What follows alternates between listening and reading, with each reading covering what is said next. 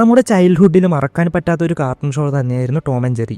നമ്മൾ ഈ Tom and Jerry കണ്ടിട്ട് കുറേ ചിരിച്ചിട്ടുണ്ട്. പക്ഷേ നമ്മൾ ചെറുപ്പത്തിൽ കാണുമ്പോൾ ശ്രദ്ധിക്കാത്ത പല ഡാർക്കായിട്ടുള്ള കാര്യങ്ങളും ഈ ഒരു ആനിമേറ്റഡ് ഷോയിൽ ഒളിഞ്ഞിരിക്കുന്നുണ്ട്. ഇപ്പോൾ ഡാർക്ക് ഹ്യൂമർ എന്ന് പറഞ്ഞ് നമ്മൾ മൂവീസിലൊക്കെ കാണുന്നത് പോലത്തെ കാര്യങ്ങൾ ടോം ആൻഡ് ജെറിയിലുണ്ട്. അത് നമ്മൾ വളർന്നു കഴിഞ്ഞാവും ശ്രദ്ധിച്ചിട്ടുണ്ടാവുക. ടോം ആൻഡ് ജെറി കുട്ടികൾക്കുള്ള കാർട്ടൂൺ ആണെന്ന് എത്ര പറഞ്ഞാലും ഇത് one of the most violent animated series ആണെന്ന് തന്നെ പറയാം. സോ ഇന്നത്തെ വീഡിയോയിൽ അതിനെയൊക്കെ കുറിച്ചാണ് ഡീറ്റെയിൽ ആയിട്ട് കാണാൻ വേണ്ടി പോകുന്നത്. So this is Vichu from gaming extremes YouTube channel. Let's begin.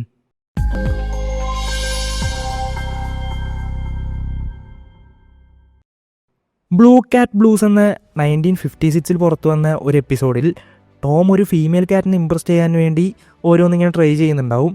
Tom തൻ്റെ എല്ലാ സേവിങ്സും വെച്ച് അവളെ ഇംപ്രസ് ചെയ്യാൻ ഓരോന്ന് വാങ്ങിക്കൊടുക്കുന്നുണ്ടാവും. ഒരു റിച്ച് ആയിട്ടുള്ള കാറ്റ് വന്ന് ഈസി ആയിട്ട് അവളെ കൊണ്ടുപോവുകയും ചെയ്യും. ഈവൻ ടോം തൻ്റെ കാലും കയ്യും 20 വർഷം അടിമയായി പണിയെടുക്കാമെന്ന് എഴുതി ഒപ്പിട്ട് കൊടുക്കും. എന്നിട്ട് അവളെ കിട്ടുമോ എന്ന് നോക്കിയാൽ ഇല്ല. ആ പ്ലേ ബോയ് മാമൻ വന്ന് അവളെ അങ്ങ് കൊണ്ടുപോകും. ഡിപ്രഷനിൽ പോയ നമ്മുടെ ടോം അണ്ണൻ ഡ്രിങ്ക്സ് കുടിച്ച് കിക്കാവും. പക്ഷേ കാർട്ടൂണിൽ അത് ആൽക്കഹോൾ ആണെന്ന രീതിയിലല്ല കാണിച്ചിട്ടുണ്ടാവുക, പാല് കുടിച്ച് കിക്കാവുന്ന രീതിയിലാണ് കാണിച്ചിട്ടുണ്ടാവുക. പാല് കുടിച്ച് കിക്കായ ടോം നേരെ സൂസൈഡ് ചെയ്യാൻ വേണ്ടി പോവും. ഇതേ സമയത്ത് ജെറീനെയും അവൻ്റെ പെണ്ണ് തേച്ചിട്ട് വേറൊരുത്തൻ്റെ കൂടെ പോവും. ഇത് കാരണം രണ്ടുപേരും സൂസൈഡ് ചെയ്യാൻ റെയിൽവേ ട്രാക്കിൽ പോയിരിക്കുന്ന രീതിയിൽ കാണിച്ചാണ് ആ എപ്പിസോഡ് അവസാനിക്കുന്നത്. ആസ് എ കിഡ് നമ്മളിത് കാണുമ്പോൾ just another Tom and Jerry എപ്പിസോഡായിട്ടാണ് കണ്ടിട്ടുണ്ടാവുക. പക്ഷേ വളർന്നു കഴിഞ്ഞ് റീവാച്ച് ചെയ്യുമ്പോഴാണ് ഇത്രയും കാര്യങ്ങൾ നമ്മുടെ ശ്രദ്ധയിൽപ്പെടുക. ഈ എപ്പിസോഡിൽ ലവ്, ഹാർട്ട് ബ്രേക്ക്, ഡിപ്രഷനെ കുറിച്ചൊക്കെ കാണിച്ചിട്ടുണ്ടാവും. പക്ഷേ ഇതൊക്കെ മനസ്സിലാക്കാനുള്ള ഒരു മെൻ്റൽ മെച്യൂരിറ്റി നമ്മൾക്ക് ചെറുപ്പത്തിൽ ഉണ്ടായിട്ടുണ്ടാവില്ല എന്ന് തന്നെ പറയാം. നമ്മൾ അധിക എപ്പിസോഡ്സിലും ഒരു മെയ്ഡ് ക്യാരക്ടറിനെ ടോമിനെ എപ്പോഴും ഉപദ്രവിക്കുന്നത് പോലെ കണ്ടിട്ടുണ്ടാവും. മോസ്റ്റ്ലി ആ ക്യാരക്ടറിൻ്റെ ഫേസ് കാണിക്കാതെ ലെഗ്സ് ആൻഡ് വോയിസ് മാത്രം കാണിച്ചായിരിക്കും പ്രസൻറ്റ് ചെയ്തിട്ടുണ്ടാവുക. പണ്ട് നമ്മൾ കാണുമ്പോൾ ജസ്റ്റ് ഇതൊരു ഫണ്ണി ക്യാരക്ടർ എന്ന രീതിയിലാണ് വിചാരിച്ചിട്ടുണ്ടാവുക. പക്ഷേ ഈ ഒരു ക്യാരക്ടർ വലിയ കോൺട്രവേഴ്സീസിൽ പെട്ടതായിരുന്നു. ഇതൊരു ആഫ്രിക്കൻ അമേരിക്കൻ മെയ്ഡ് ഒരു ബ്ലാക്ക് ക്യാരക്ടറായിട്ടാണ് കാണിച്ചിട്ടുണ്ടാവുക. ഇത് ഈ രീതിയിൽ പ്രസൻറ്റ് ചെയ്യാൻ കാരണം ഒരു റേസിസ്റ്റ് സ്റ്റീരിയോ ടൈപ്പ് ആണെന്ന് തന്നെ പറയാം. പണ്ട് റിലീസ് ചെയ്തുകൊണ്ടിരുന്ന മിക്ക അമേരിക്കൻ കാർട്ടൂൺസ് ആൻഡ് TV ഷോസിൽ ഈ റേസിസം, ഈ സ്റ്റീരിയോ ടിപ്പിക്കലായിട്ടുള്ള കാര്യങ്ങൾ നമുക്ക് കാണാൻ പറ്റും. ഓൾറെഡി ഞാൻ പറഞ്ഞതുപോലെ മോസ്റ്റ്ലി ഈ ക്യാരക്ടറിൻ്റെ ഫേസ് കാണിക്കില്ലായിരുന്നു. പക്ഷേ ഒരു പോർഷനിൽ ഫേസ് കാണിച്ചിട്ടുണ്ട് ഒരു എപ്പിസോഡിൽ. അത് അത്രയും വിയേർഡ് ആൻഡ് പേടിപ്പിക്കുന്ന രീതിയിലാണ് കൊണ്ടുവന്നിട്ടുണ്ടാവുക.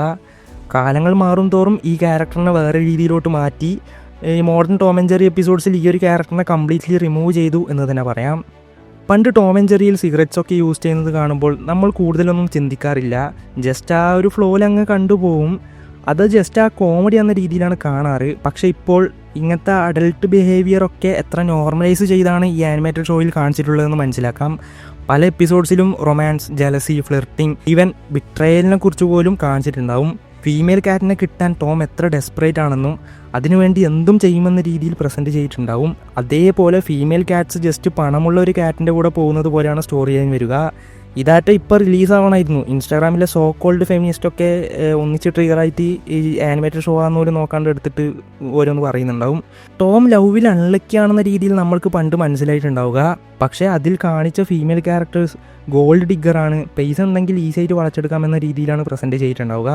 കുട്ടികൾക്കുള്ള ഷോന് വേണ്ടി പല റൂൾസ് ആൻഡ് റെഗുലേഷൻസ് ഉണ്ട്. അതിപ്പോഴായാലും ശരി പണ്ടായാലും ശരി. ഇപ്പോൾ യൂട്യൂബിൽ ഒരു ആനിമേറ്റഡ് ഷോ നിങ്ങൾ അപ്ലോഡ് ചെയ്യുന്നുണ്ടെങ്കിൽ സ്വന്തമായിട്ട് 3D ആനിമേറ്റഡോ അല്ലെങ്കിൽ 2D ആനിമേറ്റഡോ ചെയ്യുന്നുണ്ടെങ്കിൽ അതിൽ കുറേ റൂൾസൊക്കെ ഫോളോ ചെയ്യാനുണ്ട്. അതിലൊന്നാണ് ഈ വയലൻസ് ആൻഡ് ബ്ലഡിൻ്റെ റെഫറൻസൊക്കെ ഇല്ലാതിരിക്കേണ്ടത്. പക്ഷേ ടോം ആൻഡ് ജെറിയിൽ ഇല്ലാത്ത വയലൻസ് ഇല്ല എന്ന് തന്നെ പറയാം. പിയാനോടെ താഴെപ്പെട്ട് ചമ്മന്തിയാവുക, ഫ്രൈയിങ് പാൻ വെച്ച് അടി കിട്ടുന്നത് പോലെ കുറേ കാര്യങ്ങൾ ബ്രൂട്ടലായിട്ട് കാണിച്ചിട്ടുണ്ടാവും. പക്ഷെ നമ്മൾ ചെറുപ്പത്തിൽ അത് കണ്ട് ചിരിച്ചിട്ടുണ്ടാവുക, അത് വേറൊരു കാര്യം. ടോം ആൻഡ് ജെറി നമ്മളുടെ ചൈൽഡ്ഹുഡ് ബ്യൂട്ടിഫുള്ളാക്കിയ one of the best TV show ആണെന്ന് തന്നെ പറയാം. പക്ഷേ നമ്മൾ കുറച്ച് മെച്യൂർഡ് ആയി കഴിഞ്ഞ് റീവിസിറ്റ് ചെയ്യുമ്പോഴാണ് ചെറുപ്പത്തിൽ നമ്മൾ മിസ് ചെയ്ത പല കാര്യങ്ങളും കാണാൻ സാധിക്കുന്നത്. അതുകൊണ്ട് തന്നെ ഒരു 23 വയസ്സുള്ള ഒരുത്തന് പോലും ഈ ഒരു കാർട്ടൂൺ ഇപ്പോഴും കണ്ടിരിക്കാൻ പറ്റുന്ന രീതിയിലുള്ളത്. Social commentary, dark humour, psychological ഡെപ്തൊക്കെ നമ്മൾ ചെറുപ്പത്തിൽ തന്നെ ശ്രദ്ധിക്കാത്ത കാര്യങ്ങളായിരുന്നു ഈ കാർട്ടൂണിൽ. ഇപ്പോൾ റീവിസിറ്റ് ചെയ്യുമ്പോൾ ഇതൊക്കെ ഈസിയായിട്ട് നമ്മൾ ശ്രദ്ധയിൽപ്പെടും. സോ ഞാൻ ഇത്രയും കാര്യങ്ങളാണ് ഈ വീഡിയോയിൽ പറയാൻ ഉദ്ദേശിച്ചത്. ഈ വീഡിയോനെ കുറിച്ചുള്ള നിങ്ങളുടെ അഭിപ്രായങ്ങൾ താഴെ കമൻസിൽ മെൻഷൻ ചെയ്യൂ. സോ ഞാൻ ഈ വീഡിയോ അവസാനിപ്പിക്കുന്നത് ഇഷ്ടം ലൈക്ക് ചെയ്ത് എൻ്റെ ചാനൽ സബ്സ്ക്രൈബ് ചെയ്തിട്ടില്ല വെൽക്കം ചെയ്ത് സപ്പോർട്ട് ചെയ്യുക. ഈ വേറൊന്നും വീഡിയോ കാണുന്നത് ഗെയിമിംഗ് എക്സ്ട്രംസ്. Peace out.